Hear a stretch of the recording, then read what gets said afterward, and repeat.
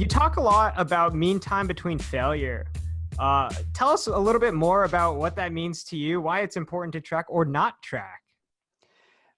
Please never use MTBF, and I haven't opened up your product to see if that's central to it or not. But if it is, please change that. Do not make that the default. Mean time between failure is an average, right? It's the average time to failure for something, or the recurring, if it's a recurring repaired system, it's the frequency of time between failures. The units itself, MTBF, is actually an inverse failure rate, right? It's not a duration. So if somebody says 50,000 hours MTBF, that does not mean it's going to survive for 5 years without failure. That's a very common misunderstanding of what that metric means. It's not a failure-free period, right? It's a 1 in 50,000 chance every hour that it would fail. That's what it means. Most people don't understand that. And then you bring in statistics to it and the eyes glaze over and you lose everybody. It's an average, right?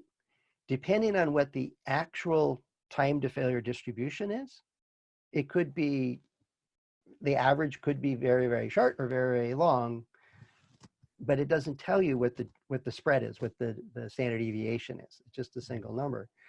It smooths out stuff, so it basically obscures the exact information you're looking for. Do I have an increasing failure rate or a decreasing failure rate? That's gone with MTBF. I could go on and on. I actually have a whole website devoted to it. It's called NoMTBF, NoMTBF.com.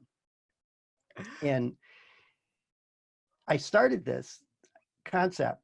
I was doing a presentation at a conference and I was getting introduced, and somebody had just asked me a question about my supplier will only give me MTBF. No, it was I have a customer that wants me to give them an MTBF report. And he was like, what is that? Why would anybody want that thing?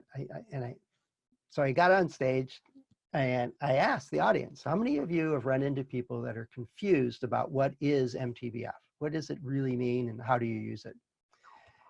Everybody and these are all reliability folks and quality folks, and they all raised their hand. So I threw away my presentation, and for the next hour and a half, we talked about MTBF and how many ways it can destroy your business, right? It just is exceedingly poor and misunderstood metric that unfortunately is used as a surrogate for reliability.